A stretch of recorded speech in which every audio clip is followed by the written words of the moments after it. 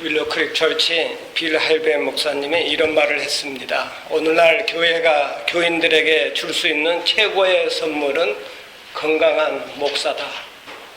목사는 영적으로, 육체적으로, 정서적으로 건강해야 모든 사역을 잘 감당할 수 있습니다. 주일 예배 후에 친교 시간에 한 젊은이가 목사님에게 이런 말을 했답니다. 목사님, 오늘 설교 죽었지요? 그러니까 목사님의 대답이, 그래, 우리 교인들이 영적으로 다 병들어서 오늘 내가 주간 밖에서 써와서 먹였다. 오늘 본문은 건강한 목회자 사도 바울의 고별 설교입니다. 사도 바울은 3년 동안 에베소 교회를 모든 겸손과 눈물로 목회했다고 했습니다. 우리가 잘 알다시피 바울은 예수 믿기 전만 해도 겸손한 사람이 아니었습니다. 바리새인 중에 바리새인이요, 기독교를 무섭게 핍박했던 교만한 사람이었습니다. 그런 그가 겸손한 사람이 된 것은 담에석에서 예수님을 만난 후 주님의 겸손을 배웠기 때문입니다. 빌립보서 2장에 보면 사도 바울이 예수님의 겸손에 대해 가르치고 있습니다. 5절에 너희 안에 이 마음을 품으라 곧 그리스도 예수의 마음이니, 우리가 품어야 할 마음은 곧 예수의 마음, 한마디로 말하면 겸손입니다. 여러분, 겸손은 심리 상태가 아닙니다. 하나의 감상이 아닙니다. 겸손은 행동입니다. 그것이 바로 성육신, 인카네이션, 말씀이 육신이 되어 우리 가운데 거하는 성육신을 말합니다. 사도 바울은 빌립보서 2장 1절 이하에서 예수님의 겸손을 4단계로 말하고 있습니다. 첫째는 자기를 비웠다고 했습니다. 6절과 7절에 그는 근본 하나님의 본체시나 하나님과 동등됨을 취할 것으로 여기지 아니하시고 오히려 자기를 비워 종의 형체를 가져 사람들과 같이 되었고, 이 자기를 비워, 영어로는 empty, 텅 비웠다는 말입니다. 비운다, 마음을 비워버렸다, 자기를 비워버렸다. 자기의 능력, 자기의 지혜, 자기의 지식을 비워버렸다는 것입니다. 많은 것을 알고 있으나 다 비워버렸어요. 그래서 아는 것이 없습니다. 그것이 비운 것입니다. 겸손의 두 번째 단계는 되었다는 말입니다. 7절 하반절에 보면 자기를 비워 종의 형체를 가져 사람들과 같이 되었고, 하나님이 사람들과 같이 되었다. 참으로 신비로운 말 아닙니까? 여러분, 같이 되어버리는 것이 사랑입니다. 멀리 앉아서 비판하고 교훈하고 이래라 저래라 잔소리하는 것은 사랑이 아닙니다. 저가 죄인이면 나도 죄인이요, 저 사람이 아프면 나도 아픈 것입니다. 같이 되는 것이 바로 겸손이라는 것입니다. 겸손의 세 번째 단계는 복종입니다. 빌립보서 2장 8절에 사람의 모양으로 나타나셨으며 자기를 낮추시고 죽기까지 복종하셨으니 그 십자가에 죽으심이라. 여기서 복종은 노예가 주인에게 복종하는 그런 복종을 말합니다. 놀라운 것은 예수님이 십자가를 지실 때 하나님 앞에 복종했다는 것입니다. 겉으로 보기에는 빌라도 앞에서 로마 군인들이 끌고 가서 매를 맞고 죽는 것 같지만 예수님의 마음은 하나님께 복종했다는 것입니다. 내 뜻대로 마옵시고 아버지의 뜻대로 하옵소서 하시는 순간에도 온전하게 복종했습니다. 그것이 바로 겸손입니다. 겸손의 네 번째는 하나님께서 높이십니다. 예수님은 낮아지셨어요. 종의 형체를 가지고 십자가에 죽기까지 복종하시자 하나님은 그제서야 다시 그를 높여 만왕의 왕이 되게 하시고 만유의 주가 되게 하셨습니다. 그렇습니다. 겸손할 때 하나님이 높이십니다. 자기 스스로 높이는 것처럼 맹랑한 것은 없습니다. 문제는 나는 자신을 낮추고 하나님은 높이시는 바로 거기에 축복의 길이 있는 것입니다. 사랑하는 여러분, 우리 스스로에게 물어보세요. 그리고 모든 문제의 원인이 어디 있다고 생각하십니까? 겸손이 없기 때문입니다. 그런 거로 성경은 말씀합니다. 너희 안에 이 마음을 품으라. 곧 그리스도 예수의 마음이니. 정말로 겸손한 사람 한 사람을 소개하겠습니다. 우리가 즐겨 부르는 찬송 가운데 예수로 나의 구주 삼고 성령과 피로써 거듭나니 또 인내하신 구세주여 내가 비오니, 이렇게 좋은 찬송을 우리가 가진 한국 찬송가에 27개나 쓰신 분이 계십니다. 그분의 이름은 프랜치스 크로스비. 뉴저지 모리스타운에서 태어난 그는 생애 중간에 시각장애자가 됩니다. 의사가 수술을 하고 나서 붕대를 풀 때 얘기했습니다. 죄송합니다. 내가 최선을 다해 수술을 했지만 시력을 잃어버렸습니다. 시력을 회복할 수 없게 되었습니다. 그때에 그는 유명한 말을 합니다. Thanks God for making me blind. 오 하나님, 나를 장님으로 만들어 주신 것을 감사합니다. 화려한 세상을 보지 말게 하시고 하나님만 볼 수 있게 해주신 것을 감사합니다. 그때부터 그의 마음속에 찬송이 터져나오기 시작했습니다. 그래서 평생 동안 4,000개의 찬송을 지었습니다. 온 세계의 그리스도인들이 그가 지은 찬송을 즐겨 부릅니다. 보십시오. 그는 하나님 앞에서 겸손했습니다. 자신이 장님이 된 것도 하나님이 하시는 일로 받아들였습니다. 이것이 겸손입니다. 모세를 보세요. 민수기 12장에 보면 모세가 실수를 했습니다. 구스 여인을 첩으로 삼았어요. 그러자 아론이 모세를 비방합니다. 누나도 비방을 합니다. 많은 사람들이 모세를 비난해요. 어떻게 하나님의 종이 첩을 둘 수 있느냐는 것입니다. 아마 오늘날 같으면 교회에서 쫓겨났을 거예요. 그러나 성경은 모세에게 어떻게 말합니까? 민수기 12장 3절에 보면 이 사람 모세는 온유함이 지면의 모든 사람보다 승하더라.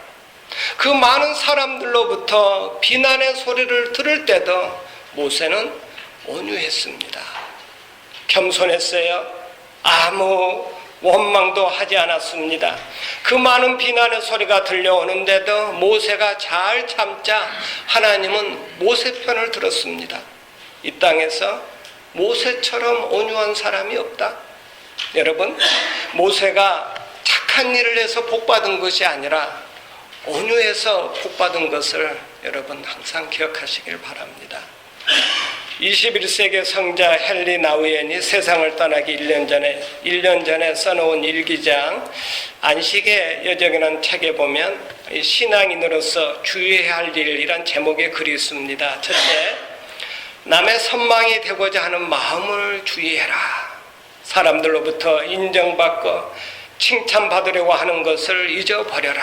왜냐하면 인정받고 칭찬받으려고 하는 동안 교만해지기 때문입니다.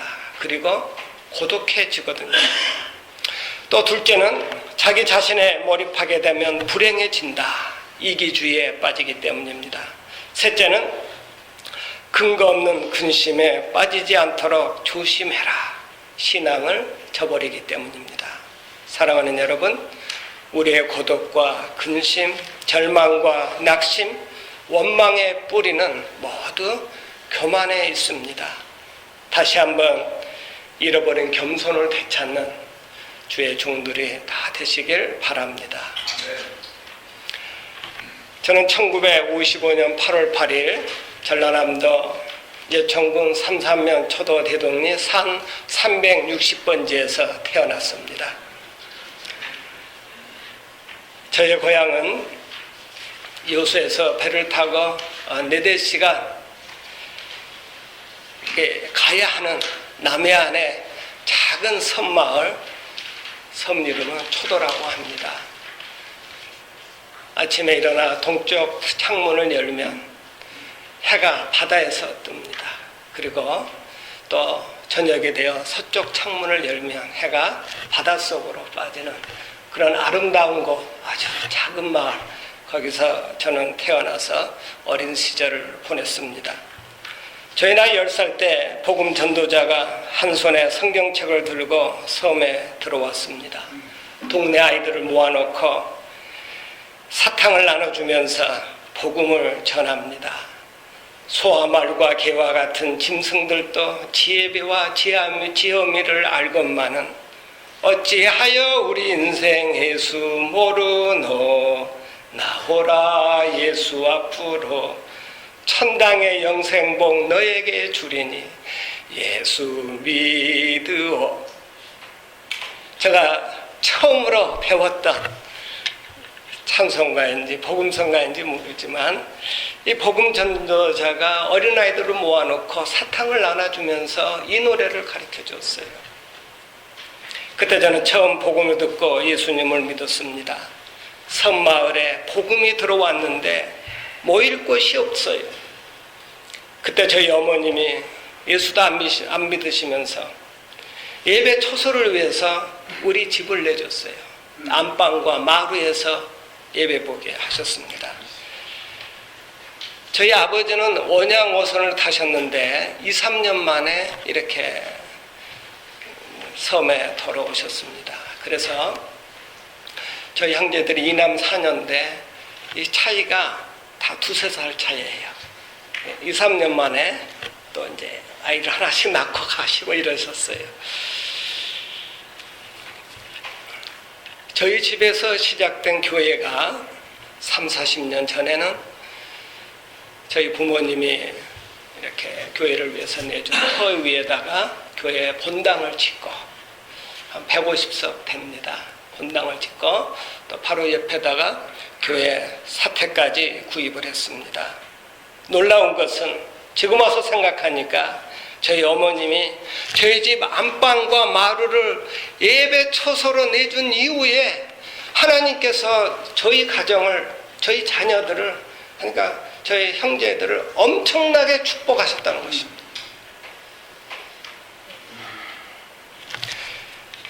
저희 어머님은 시골교회 권사님이 되셨고 오랫동안 새벽종을 치셨습니다. 저희 부모님은 연세 80까지 섬에 사시다가 2000년 봄에 시카고에 오셨습니다. 섬 사람들이 자식과 함께 살기 위해 그 좋은 미국에 간다고 다들 부러워했다고 합니다. 왜냐하면 아직도 섬 사람들, 이 비행기 한번 못 타본 사람들이 아직 많거든요. 저는 섬에서 국민학교를 졸업하고 고기 잡이나 하면서 살아야 하는 운명이었는데 하나님이 저를 서울에서 중학교 때부터 이렇게 다니게 하셨어요. 동네 사람들은 저희 어머니를 향해서 섬에서 고기 잡이나 시키지 뭐 돈 없애고 서울로 보내 공부를 시키냐고 비웃었습니다. 근데 하나님께서 서울로 이렇게 저를 또 유학을 보내셨다니, 우리 시골에서는 유학 보냈다고 그럽니다. 그다음에 또 학교도 서울의 미션스쿨 숭실학교를 들어가게 하셨어요. 숭실 중학교를 다녔는데 서울 아이들이 저를 보고요, 섬놈, 뱃놈, 촌놈하고 놀려댑니다. 그때 놀렸던 친구 가운데 한 사람이 오늘 오기로 됐는데 위튼에서 오다 보니까 너무 늦네요. 우리 박인영 목사님이 그때도 아주 몸도 풍채도 좋았는데 저는 아주 빈약했는데 그렇게 놀렸는데 오늘 안 왔군요.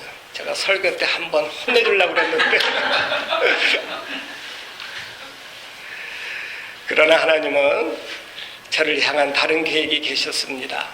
서울에서 대학을 졸업하자마자 1982년 1월 저는 혼자 몸으로 시카고에 유학으로 건너왔습니다. 시카고에 공부하러 왔지만 제 사정은 사실 고학을 해야 되는 형편이었습니다. 시골 섬에 계시는 부모님에게 이 등록금 생활비 보내달라는 말을 할 수가 없었어요. 미국에 공부하러 갈 때도 정말 조심스럽게 제가 고학해서 공부해서 박사학위 받아서 돌아오겠습니다. 그리고 인사하고 오고 주위에 친척들 가운데 조금 돈 있는 분들 찾아가서 비행기표 마련해가지고 이렇게 미국에 왔습니다. 근데 소문만 듣고 또 말로만 듣고 왔는데 어느 정도는 맞지만 막상 와보니까 이 잘못된 정보를 가지고 왔어요. 여기서 열심히 뭐 접시도 닦고 일하며 뭐 공부해서 박사학위도 받는다 그런 이야기 듣고 왔는데 아닙니다. 모든 것이 뜻대로 되지 않았습니다. 하고 싶은 공부도 못하게 되니까 저녁이면 달려간 곳이 교회였어요. 그때 제가 베델교회를 다녔는데 마침 베델교회가 지금 어빙탁 자체 성전이 있지 않습니까? 그래서 교회 키 하나 받아서 슬리핑백 하나 사가지고 저녁이면 교회 가서 하나님 앞에 부르짖어 기도하던 중에 하나님의 부르심을 받고 목회자가 되라. 저는 한국에서 일반 대학에서 전공이 농화학을 공부했습니다. 그래서 농촌 지도자, 새마을운동 지도자가 되는 게 꿈이었는데 하나님께서 저를 주의 종으로 부르신 것이었습니다. 그래서 1986년 가을부터 놀수박 신학교에서 MDB 공부를 시작했습니다. 참길교회와 개혁교회에서 중고등학생 전도사로 사역을 했습니다. 신학교 졸업하기 1년 전에는 렉비교회 주일학교 교사를 만나 결혼을 하고 또 1991년 5월에는 신학교 졸업하면서 시카고 북서쪽에서 할렐루야 교회를 개척했습니다. 개척 멤버 한 사람 없이 한 사람 전도하면서 시작했는데 교회를 시작한 지 8개월 만에 추수감사 주일에 17명의 세례자가 나왔습니다. 그리고 2000년 12월 데스플레인 지역에 교회 건물을 사서 이렇게 이사 오게 됐는데 그때는 교인들이 아이들까지 합해서 한 60여 명 됐습니다. 교회 건물은 오래되었고 손볼때가 많았습니다. 교실도 만들고 부엌도 만들고 또 음향시설을 하려면 돈이 필요했어요. 그래서 기도하기 시작했는데 하나님께서 많은 사람들을 보내주셨습니다. 교회를 구입한 지 1, 2년이 안 돼서 새로운 사람이 한 어린아이들까지 합해서 한 50여 명이 됐습니다. 새로운 교인들 가운데 부자 장로님이 계셨습니다. 그 장로님은 물질로 많은 봉사를 했어요. 그런데 안타까운 것은 그 장로님의 마음이 닫혀 있었습니다. 복음에 열정이 없었어요. 6년 전에 그동안 감사했습니다 하고 인사를 하고 떠나는데 그때 할렐루야 교회가 철로를 이탈하는 그런 아픔을 겪었습니다. 석 달 동안 절반의 교인들이 떠났습니다. 아이들까지 합해서 한 100여 명이 됐는데 석 달 동안 50명이 남아요. 그 많은 양들을 잃은 아픔을 통해서 하나님께서 저에게 주신 축복은 두 가지였습니다. 첫 번째는 하나님의 음성이 들려왔어요. 양배야 겸손해라. 두 번째는 눈물의 은혜였습니다. 그때부터 저는 울보 목사가 됐어요. 그리고 하나님은 여러 가지 시련과 아픔을 통해 부족한 종을 계속 낮추시는 훈련의 손길을 펴셨습니다. 성령의 인도하신 가운데 지난 5월 말에 할렐루야 교회와 우리 중앙교회가 공동회에서 통합을 결정하고 그리고 저는 할렐루야 교인들이 20명도 안 남았어요. 한번 교회가 이렇게 내려가기 시작하니까 20명도 안 남아서 이제는 교회 건물도 4월 1일 이세계회 에버그린 교회에다가 팔고 한 2달 후에 우리 중앙교회하고 공동회가 열리게 돼서 저는 20명도 안 된 교인들을 데리고 이렇게 왔습니다.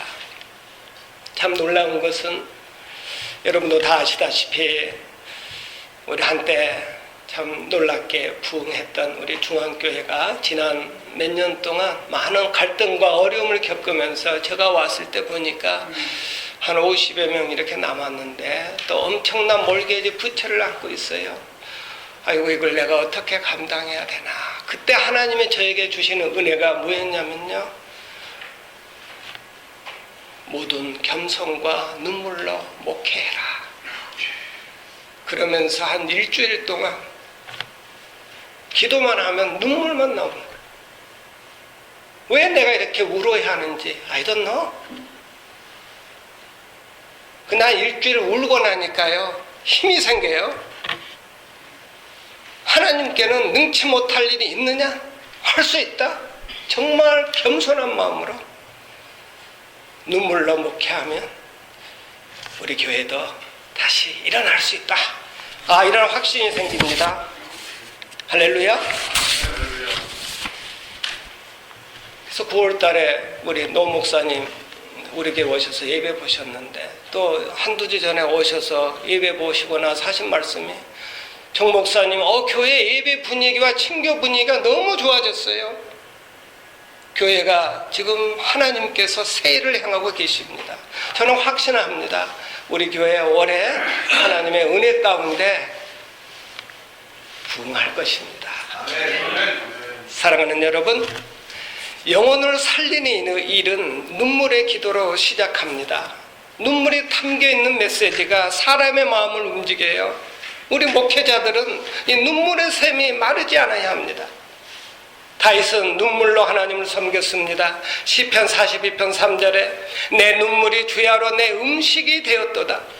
예수님의 사역도 눈물의 사역이었습니다. 히브리서 5장 7절에 그는 육체에 계실 때에 자기를 죽음에서 능히 구하실 이에게 심한 통곡과 눈물로 간구와 소원을 올렸고, 십자가의 날에 많은 여자들이 울면서 주님을 따르자 예수께서 돌아보시면서 말씀하십니다. 예루살렘의 딸들아, 나를 위해 울지 말고 너희와 너희 자녀를 위해 울라.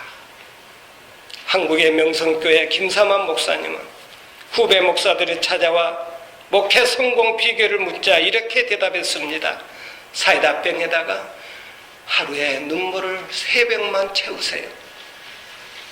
사랑하는 여러분, 우리 시카고 교회가 새로워지기를 원하십니까? 우리가 섬기는 교회들이 부흥하기를 원하십니까? 하나님은 저와 여러분의 눈물을 보고 싶어 하십니다.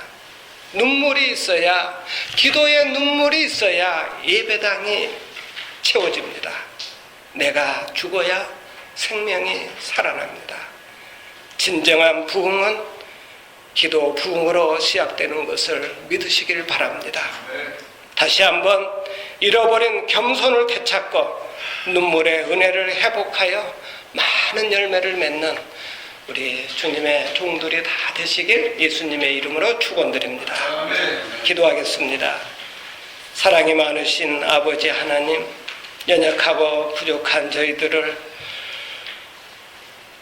천국 백성 삼아 주신 것만 해도 감사한데, 복음을 전하는 전도자로 주님의 몸된 교회를 섬기는 주의 종으로 불러주시고 택해 주셔서 감사드립니다. 아버지의 이 시간 간절히 바라옵는 것은 우리 시카고의 모든 주의 종들이 잃어버린 겸손을 되찾도록 도와주옵시고, 눈물로 주님의 몸된 교회를 섬겨 교회들마다 하나님의 큰 부흥을 경험하도록 은혜를 내려 주옵소서. 예수님의 이름으로 기도하옵나이다.